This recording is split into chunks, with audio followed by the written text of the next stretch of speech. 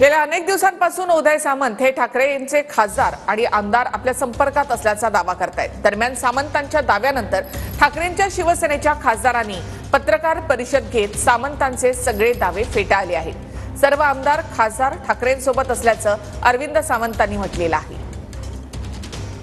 एखादं मिशन राबवायचं असेल तर ते सांगून राबवलं जात नाही, पण एक मात्र निश्चित आहे की माननीय माजी मुख्यमंत्री आणि विद्यमान उपमुख्यमंत्री आदरणीय एकनाथ शिंदे साहेबांनी जे काम केलं आहे त्याच्यासाठी मिशन राबवण्याची आवश्यकता नाही। काही लोकांना कळून चुकलेलं आहे की आता वंदनीय बाळासाहेबांचा विचार पुढे नेणारी शिवसेना ही एकनाथ शिंदे साहेबांच्याच नेतृत्वाखाली चालते। त्याच्यामुळे अनेक लोक संपर्कामध्ये आहेत हे निश्चित आहेत आणि त्यांचा टप्प्याटप्प्यानं प्रवेश होणार आहे हे देखील निश्चित आहे। रोज पुढे सोडत असतात, मग काय म्हणतात टप्प्याटप्प्याने त्यांच्यातलीच माणसं तिकडे जाणार होती माहितीये का।